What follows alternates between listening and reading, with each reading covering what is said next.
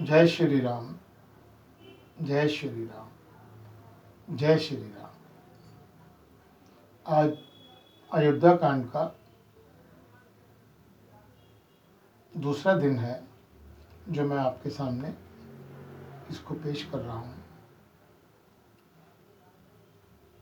बेगी विलंब न करऊ नृप, साजिए सबहु समाज, सुदिन सुमंगल तभई तब, राम होहि जुबराज। हे राजन, अब देर न कीजिए, शीघ्र सब सामान सजाइए। शुभ दिन और सुंदर मंगल तभी है जब श्री राम जी युवराज हो जाएं, अर्थात उनका अभिषेक के लिए सभी दिन शुभ और मंगलमय हैं। राजा आनंदित होकर महल में आए और उन्होंने सेवकों को तथा मंत्री सुमंत को बुलवाया। उन लोगों ने जय जीव कहकर सिर नवाए। तब राजा ने सुंदर मंगलमय वचन श्री राम जी को युवराज पद देने का प्रस्ताव सबको सुनाया और कहा, यदि पंचों को अर्थात आप सबको यह मत अच्छा लगे तो हृदय में हर्षित होकर आप लोग श्री रामचंद्र जी का राज तिलक कीजिए। इस प्रिय वाणी को सुनते ही मंत्री ऐसे आनंदित हुए मानो उनके मनोरथ पौधे पर पानी पड़ गया हो। मंत्री हाथ जोड़कर विनती करते हैं कि हे जगतपति, आप करोड़ों वर्ष जिए। आपने जगत भर का मंगल करने वाला भला काम सोचा है। हे नाथ, शीघ्र कीजिए, देर न लगाइए। मंत्रियों की सुंदर वाणी सुनकर राजा को ऐसा लगा मानो बढ़ती हुई बेल सुंदर डाली का सहारा पा गई हो। राजा ने कहा, श्री रामचंद्र के राज्याभिषेक के लिए मुनिराज वशिष्ठ जी जो जो आज्ञा हो आप लोग वही सब तुरंत करें। मुनिराज ने हर्षित होकर कोमल वाणी से कहा कि संपूर्ण श्रेष्ठ तीर्थों का जल लें। फिर उन्होंने औषधि, मूल, फूल, फल और पत्र आदि अनेकों मांगलिक वस्तुओं के नाम गिनकर बताए।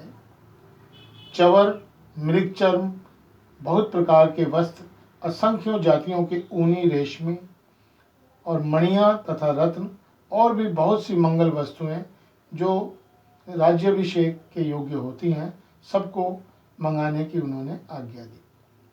मुनि ने वेदों में कहा हुआ सब विधान बताकर नगर में बहुत से मंडप सजवाए। फलों समेत आम, सुपारी, केले के वृक्ष नगर की गलियों में चारों ओर रोप दो। सुंदर मड़ियों के मनोहर चौक पुरवाओ और बाजार को तुरंत सजाने के लिए कह दो। वशिष्ठ जी गुरु और कुल देवता की पूजा करके और भूदेव ब्राह्मणों की सब प्रकार से सेवा करो और गणेश जी की पूजा अर्चना सबसे पहले करो।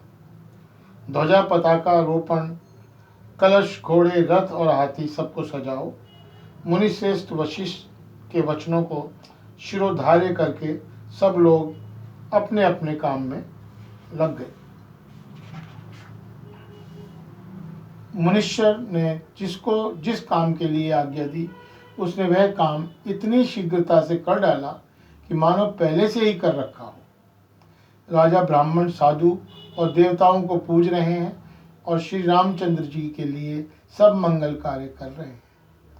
श्री राम जी के राज्याभिषेक की कहानी खबर सुनते ही अवध भर में बड़ी धूमधाम से बधावे बजाने लगे। श्री राम जी और सीता जी के शरीर में शुभ शकुन सूचित हुए और उनके सुंदर अंग, मंगल अंग फड़कने लगे। पुलकित होकर वे दोनों प्रेम सहित एक दूसरे से कहते हैं कि ये सब शकुन भरत के आने की सूचना देने वाले हैं। उनको मामा के घर गए बहुत दिन हो गए थे। बहुत ही अवसर आ रही है, बार बार उनसे मिलने की मन आती है। शकुनों से प्रिय भरत के मिलने का विश्वास होता है और भरत के समान जगत में हमें और कौन प्यारा है। शकुन का बस यही फल है, दूसरा नहीं। श्री रामचंद्र जी को अपने भाई भरत का दिन रात ऐसा सोच रहता है जैसे कछुए का हृदय अंडों में रहता है। यही अवसर मंगल परम सुनी रहे सही रनिवास, सोबई लखी विधु बढ़त जनु बिरधि बिचिवास। इसी समय एक परम मंगल समाचार सुनकर सारा रानीवास हर्षित हो उठा। जैसे चंद्रमा को बढ़ते देखकर समुद्र में लहरों का विलास सुशोभित होता है, सबसे पहले रानीवास में जाकर जिन्होंने ये वचन समाचार सुनाए, उन्होंने बहुत से आभूषण और वस्त्र पाए। रानियों का शरीर प्रेम से पुलकित हो उठा और मन प्रेम मग्न हो गया। वे सब मंगलमय कलश सजाने लगी। सुमित्रा जी मणियों, रत्नों के बहुत से प्रकार के अत्यंत सुंदर और मनोहर चौक पूरे आनंद में मग्न हुई श्री रामचंद्र की माता कौशल्या जी ने ब्राह्मणों को बुलाकर बहुत से दान दिए। उन्होंने ग्राम देवियों, देवताओं और नागों की पूजा और फिर बलि भेंट देने को कहा, अर्थात कार्य सिद्ध होने पर फिर पूजा करने की मनौती मांगी और प्रार्थना की कि इस प्रकार श्री राम जी का कल्याण हो, दया करके वही वरदान दीजिए। कोयल की सी मीठी वाणी, चंद्रमा के समान सुख वाली, हिरण के बच्चे के से वाली स्त्रियां मंगल गान करने लगी। श्री राम जी का राज्याभिषेक सुनकर सभी स्त्री पुरुष हृदय में हर्षित हो उठे और अपने को जानबूझकर समझकर सब सुंदर मंगल साज सजाने लगे। तब राजा ने वशिष्ठ जी को बुलाया और शिक्षा देने के लिए कहा। रामचंद्र जी ने महल में भेजा। गुरु का आगमन सुनते ही रघुनाथ जी ने दरवाजे पर उनके चरणों में मस्तक नवाया।